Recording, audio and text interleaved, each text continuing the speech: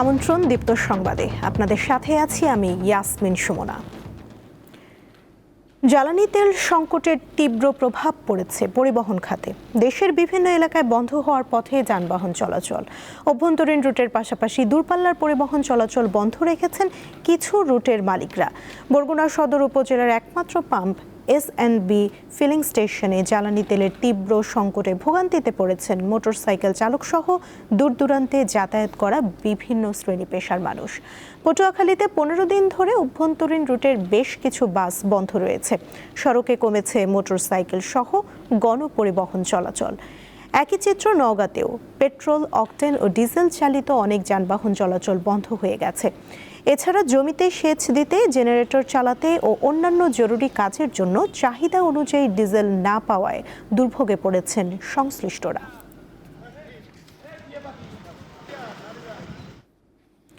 রাজধানীতে জ্বালানি তেলের সরবরাহ পরিস্থিতি নিয়ে জানাতে আমাদের সঙ্গে যুক্ত আছেন সহকর্মী স্বস্তিকা সিংহ। কথা বলবো তার সঙ্গে। স্বস্তিকা, পাম্পগুলোতে যানবাহনের সারি কতটা দীর্ঘ, আর তেলের সরবরাহ পরিস্থিতির কি কোনো উন্নতি হয়েছে কিনা বিস্তারিত জানাবেন।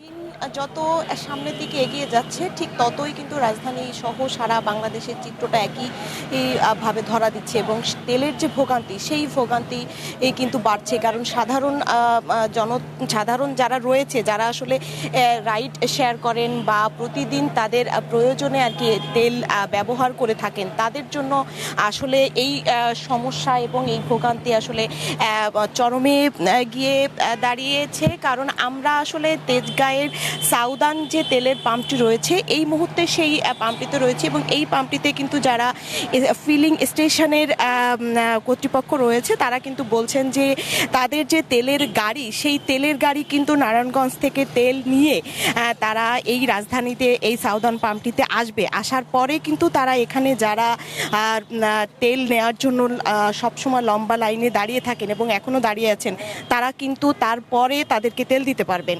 এবং এখানে যারা লাইনে দাঁড়িয়ে আছেন এরা কিন্তু কেউ ভোর 5টা থেকে দাঁড়িয়ে আছেন, কেউ এর আগের দিন রাত 2টা পর্যন্ত অপেক্ষা করে গিয়েছেন, বিভিন্ন ফিলিং স্টেশন ঘুরেছেন, পান নাই, তারপরে আবার ভোরবেলা কিন্তু এসেছেন।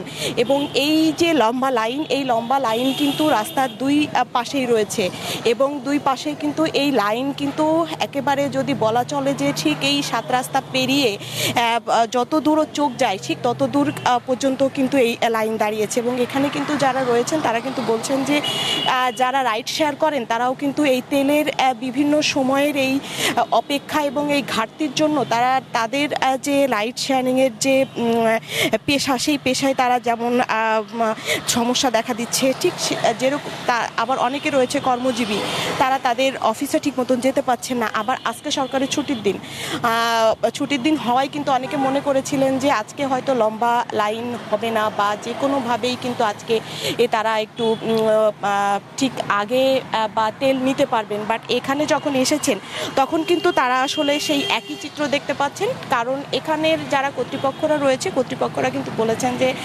12টার সময় তাদের তেলের গাড়ি এই ফিলিং স্টেশনে আসবে, তারপরে তারা আসলে তেল দিতে পারবে। এবং সেই 12টার সময় তেল নেওয়ার জন্য এখানে কিন্তু ঠিক ভোর বেলা থেকেই লাইন শুরু হয়েছে এবং যে লম্বা এবং দীর্ঘ লাইন, সেই দীর্ঘ লাইন কিন্তু আসলে সময় যত এগিয়ে যাচ্ছে, বেলা যত এগিয়ে যাচ্ছে, ঠিক এই তেলের লাইনের জন্য কিন্তু যারা তেল নিতে আসে তাদের লাইন কিন্তু আরও লম্বা হচ্ছে এবং ভোগান্তি বাড়ছে। এবং তারা কিন্তু বলছেন যে তেল নিয়ে আসলে যারা কর্তৃপক্ষ রয়েছে বা সরকার রয়েছে তাদের আরেকটু সজাগ দৃষ্টি রাখলে সাধারণ মানুষ যারা রয়েছে তাদের ভোগান্তি কমবে। সুমনা, এই ছিল রাজধানীর তেলের সর্বশেষ তথ্য। স্বস্তিকা, ধন্যবাদ আপনাকে। সুপেয় পানির চরম সংকটে পিরোজপুর পৌর এলাকাবাসী। নিয়মিত পানি সরবরাহ না থাকায় দুর্ভোগ পোহাতে হচ্ছে তাদের। বিশেষ করে গ্রীষ্ম মৌসুমে এই সংকট আরও তীব্র হয়। সমস্যা সমাধানের দাবিতে একাধিকবার পৌরসভা ঘেরাও এবং অবস্থান কর্মসূচি পালন করেও লাভ হয়নি। অনেক সমস্যা আমাদের। স্কুল শিক্ষিকা ফারহানা বেগম, সময় মতো ঘরের কাজ করতে বেগ পেতে হয় তাকে। ওয়াশরুমে যাব, সেই ওয়াশরুমে পানি পর্যন্ত নেই। এখন এই অবস্থা যদি চলতে থাকে আমরা কোথায় যাব? আমরা গ্রামে তো পুকুর থাকে, খাল থাকে, দু চারটা ব্যবস্থাপনা থাকে, কিন্তু আমাদের সেই ব্যবস্থাপনা বলতে কিছুই নেই। চারপাশে নদী ও খাল থাকলেও সুপেয় পানির তীব্র সংকটে ভুগছে দক্ষিণের জেলা পিরোজপুরের প্রায় 2 লাখ পৌরবাসী। গরমের শুরুতেই এই সংকট ভয়াবহ আকার ধারণ করেছে। অতিষ্ঠ হয়ে অনেক ভাড়াটিয়া এলাকা ছেড়ে চলে যাচ্ছেন। রেডি হতে যাই, তখন দেখা যায় ওয়াশরুমে পানি থাকে না, ব্রাশ করতে পারি না।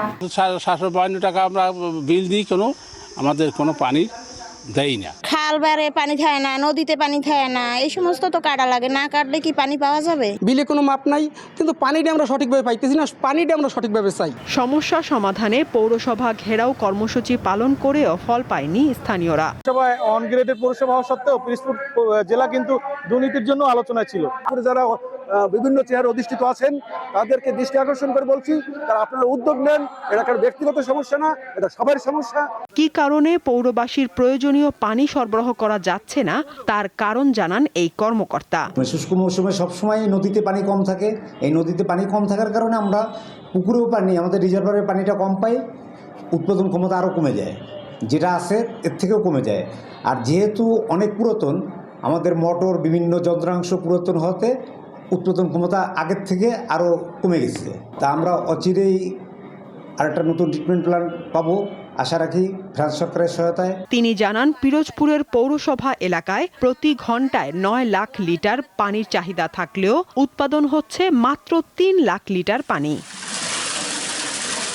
সাদিয়া চৌধুরী, দীপ্ত, বার্তাকক্ষ। অপরিকল্পিত বনায়ন, আবাসস্থল ধ্বংস, বনজ সম্পদ পাচার এবং নির্বিচারে বৃক্ষ নিধনের ফলে অস্তিত্ব সংকটে পাহাড়ের জীববৈচিত্র্য। বিশেষ করে খাগড়াছড়ি, রাঙামাটি ও বান্দরবানের বন্য প্রাণী এখন বিপন্ন বলে মনে করছেন পরিবেশবিদরা। মানুষের নানামুখী কর্মকাণ্ডে সংকুচিত হয়েছে বন্যপ্রাণীর আবাসস্থল, সেই সাথে কমছে এদের সংখ্যা। কিছু প্রজাতি ক্ষুদ্র ক্ষুদ্র গোষ্ঠীতে পরিণত হয়েছে, আর কিছু সম্পূর্ণরূপে বিলুপ্ত হয়ে গেছে। বন্যপ্রাণীর যে প্রজাতিগুলো টিকে আছে সেগুলো বর্তমানে বিপন্ন। চট্টগ্রাম উত্তর বন বিভাগের তথ্য অনুযায়ী 2015 সালের রেড লিস্ট জরিপে থাকা বাংলাদেশে 31 প্রজাতির প্রাণী বিলুপ্ত হয়ে গেছে। এর মধ্যে 11টি স্তন্যপায়ী, 19টি পাখি ও 1টি সরীসৃপ। হারিয়ে যাওয়া বা বিলুপ্ত প্রায় প্রাণীর মধ্যে রয়েছে বনগরু, সম্বর হরিণ, বন্য মহিষ, গন্ডার, চিতাবাঘ, উল্লুক, লজ্জাবতী বানর, তক্ষক ও রাজধনেশ পাখি। এছাড়া সংকটাপন্ন প্রাণীর মধ্যে রয়েছে হাতি, হরিণ, সজারু, হনুমান, বনমোরগ, মথুরা, শঙ্খিনী ও বনছাগল। এই যে বাগান ধ্বংসের কারণে খাবার পাচ্ছে না, পানি পাচ্ছে না, পাহাড়ের শুষ্কতা, মানে যেভাবে হলো তার তাপ বৃদ্ধি পাচ্ছে, বন্যপ্রাণী ধ্বংস হয়ে যাচ্ছে। বন্য হাতির সংখ্যা দিন দিন কমেই যাচ্ছে। যাও কিছু হাতি যেগুলো রয়েছে মানুষের অত্যাচারে, সে হাতিগুলা ইন্ডিয়া পার হয়ে চলে যাচ্ছে। বিভিন্ন ধরনের বনায়ন পরিবেশ রক্ষা করতে না পারার কারণে বনায়ন ধ্বংসের ফলে দেখা যাচ্ছে যে আপনার এই যে প্রচুর পরিমাণে সেগুন বৃক্ষরোপণ করা হচ্ছে, এগুলোর ফলে আসলে বন থেকে প্রাণীগুলো হারিয়ে যাচ্ছে। পাহাড়ের ইকোসিস্টেম সুরক্ষায় সকলের এগিয়ে আসার কথা বলেন বন্যপ্রাণী সংরক্ষক। মাটির যেই উর্বরতা, মাটির যেই মাইক্রো অর্গানিজমগুলো, এটা যে কতটা জরুরি ওই জায়গাটা আমরা রাখতেছি না। আমরা করছি কি টপ সয়েল, যেটা টপ সয়েল নষ্ট হয়ে যাচ্ছে। টপ সয়েলটা হচ্ছিল যে সবচেয়ে ইম্পর্টেন্ট, ওইটাই নষ্ট হয়ে যাচ্ছে। যার কারণে আমরা কোনোভাবে জীবনটা পাচ্ছি না এবং দিন দিন তো ধ্বংসের পথে। তো এইগুলো বন্ধ আমাদের করাটা খুবই জরুরি। কোনো বন্যপ্রাণী আহত হলে বা ক্ষতিগ্রস্ত হলে সেটাকে রেস্কিউ করে প্রাথমিক ট্রিটমেন্ট করার পরে উপযুক্ত পরিবেশে এদেরকে আবার মুক্ত করা হচ্ছে এবং মানুষের ভিতরে সচেতনতা বৃদ্ধি করা হচ্ছে। তারা জানান পরিবেশ ও জীববৈচিত্র্য রক্ষায় প্রয়োজন আইনের কঠোর প্রয়োগ, সম্মিলিত উদ্যোগ। সানজিদা স্নিগ্ধা, দীপ্ত, বার্তাকক্ষ। আন্তর্জাতিক প্রসঙ্গ। যুক্তরাষ্ট্র ও ইরানের মধ্যে দ্বিতীয় দফার শান্তি আলোচনা আগামী সোমবার পাকিস্তানেই হতে পারে। এই আলোচনাকে সামনে রেখে রোববার ইসলামাবাদে এসে পৌঁছাতে পারেন আলোচনায় অংশগ্রহণকারীরা। ইরানের একটি সূত্রের বরাতে এ তথ্য জানিয়েছে CNN। যদিও যুক্তরাষ্ট্র বলছে এখনও আলোচনার সময় চূড়ান্ত হয়নি। এদিকে ইরানি বন্দরগুলোতে যুক্তরাষ্ট্র অবরোধ অব্যাহত রাখলে হরমুজ প্রণালী আবারও বন্ধ করে দেওয়ার হুঁশিয়ারি দিয়েছে তেহরান। শনিবার সামাজিক যোগাযোগ মাধ্যমে দেশটির পার্লামেন্ট স্পিকার মোহাম্মদ বাঘের জানান, এই প্রণালী দিয়ে জাহাজ চলাচল নির্ধারিত রুট অনুসারে এবং ইরানের অনুমোদনের ভিত্তিতেই পরিচালিত হবে। তেহরান নিয়ে ট্রাম্পের 7টি দাবির সবই মিথ্যা বলে পাল্টা দাবি করেন তিনি। ইরান তাদের ইউরেনিয়ামের মজুদ হস্তান্তরে সম্মত হয়েছে বলে ট্রাম্পের দাবি সরাসরি নাকচ করেছে তেহরান।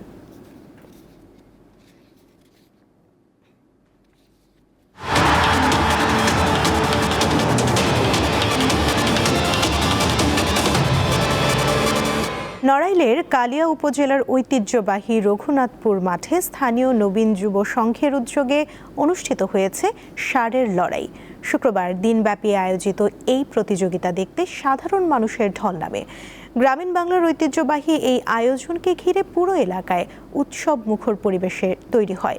দর্শকদের উচ্ছ্বাস, করতালি ও টানটান উত্তেজনায় মাঠ জুড়ে প্রাণচাঞ্চল্য দেখা যায়। আয়োজকদের তথ্য মতে এবারের প্রতিযোগিতায় প্রায় শতাধিক ষাঁড় অংশ নেয়। প্রতিযোগিতায় অংশ নেয়া প্রিন্স রাজা ও সাদা মস্তান দর্শকদের বিশেষ আকর্ষণের কেন্দ্রবিন্দুতে পরিণত হয়। দীর্ঘ 2.5 দশক পর ইংলিশ প্রিমিয়ার লিগে উত্তরণ ঘটল কভেন্ট্রি সিটির। 2001 সালের অবনমনের পর আবারও ইংলিশ ফুটবলের এলিট প্যানেলে ফিরল স্কাই ব্লুজরা। শুক্রবার রাতে ব্ল্যাকবার্ন রোভার্সের বিপক্ষে ববি থমাসের 84 মিনিটের গোলে আসে সেই মাহেন্দ্রক্ষণ। ড্র করেই নিশ্চিত হয় শীর্ষ স্তরে ফেরার টিকিট।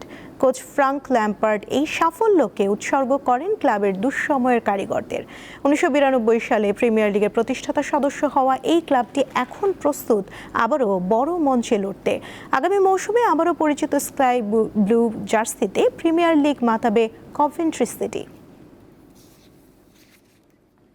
এই ছিল এখনকার মতো। পরবর্তী সংবাদ বেলা 12টায় দেখার আমন্ত্রণ রইল। এছাড়া আরও তথ্য পেতে যুক্ত থাকুন দীপ্ত ডিজিটাল প্ল্যাটফর্মের সাথে। ধন্যবাদ সবাইকে।